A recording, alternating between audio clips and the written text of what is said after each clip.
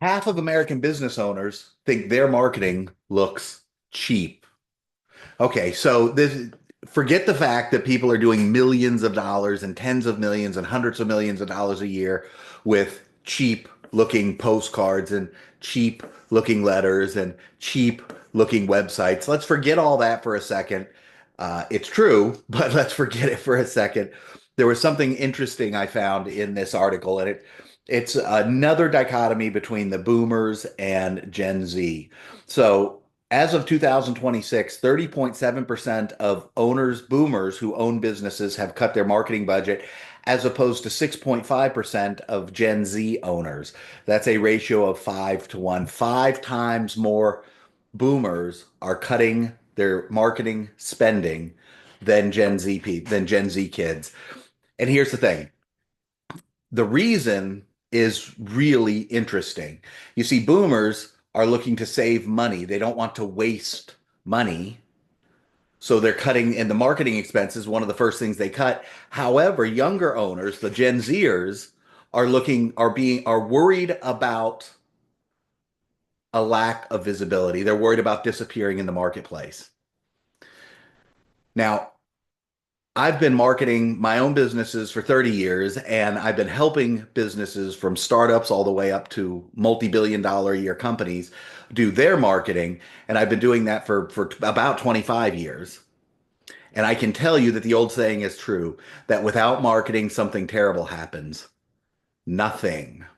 Marketing should never be the first expense to cut. As a matter of fact, when things get slow, you want to be efficient, you don't want to be wasteful.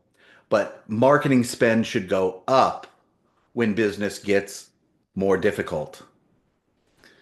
Now, again, not in a wasteful way, but proper testing, proper metrics, following the proper metrics. And the most important metric is how much money comes in the door. So online is full of metrics and they're all helpful and they're all wonderful. But if you optimize for clicks or views, that doesn't necessarily translate into money. You want to optimize in a way that gets the right people responding to your message who will buy from you. So don't cut marketing when things get tough. That's when you want to intelligently and efficiently and elegantly elevate your marketing. And some of that marketing might look cheap, quote unquote cheap. It might not look professionally done. It might look a little ruddy, honestly. But does it produce? Does it put money in your pocket? Does it create sales profitably?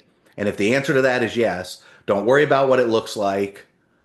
Do it more. That's the only thing that you need to worry about is how can you spend more money efficiently to create more sales and more cash flow and more profit. That's the thing you think about. Not, oh, I don't want to waste money on advertising, so I got to cut my marketing expense. No, no, no. When things get tight and when things get tough, you don't want to cut your ad budget. You want to cut the fat out of your ad budget and you want every dollar to be accountable. That's why direct response works so well for small businesses. And that's what I focus on with my small business clients. So take it for what you want. Ugly marketing, pretty marketing doesn't matter. The only thing important is does it bring dollars into your company and does it do it profitably?